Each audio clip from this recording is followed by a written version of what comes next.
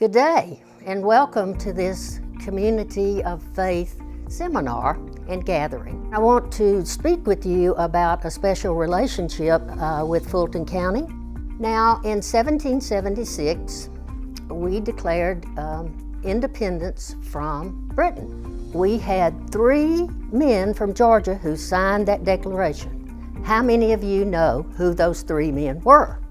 I see a lot of hands going up. Well, they were George Walton, Lyman Hall, and Button Gwinnett. Now, you can amaze your friends and your children and grandchildren with these facts. In 1789, after we won the Revolutionary War, Congress met for the first time and adopted a constitution, the very constitution we're going to talk about today. We had 2 signers from Georgia for that declaration because we were one of the original 13 states, as you know. Those 2 signers were Abraham Baldwin, whom you may have heard of because there's a college named for him in Tifton. The other one is less well known. His name was William Few. William Few, I have read, is one of the hardest signatures of any of the signers of the Declaration of Independence. Georgia was the 4th state to adopt the Constitution. And in 1791, it was decided we needed a few additions, amendments to the Constitution. And what was that called? Do you remember? The first 10 amendments, the Bill of Rights. The Bill of Rights was authored by James Madison.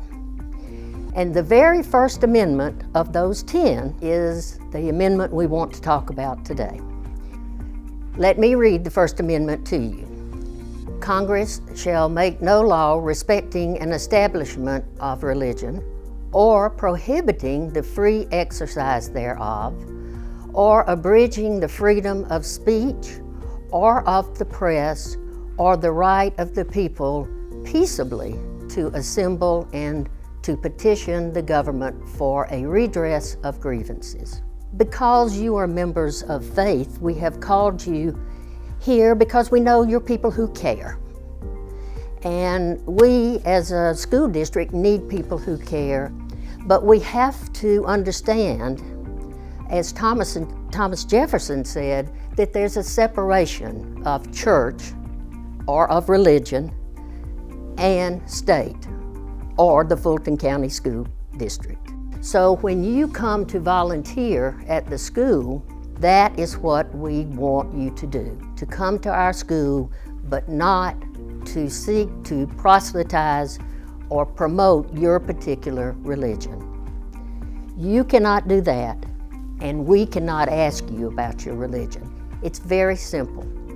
And James Madison, who wrote this language, knew what happened in England between the church and the state. We don't have that here for very good purpose. And I appreciate your being here and your respecting our First Amendment.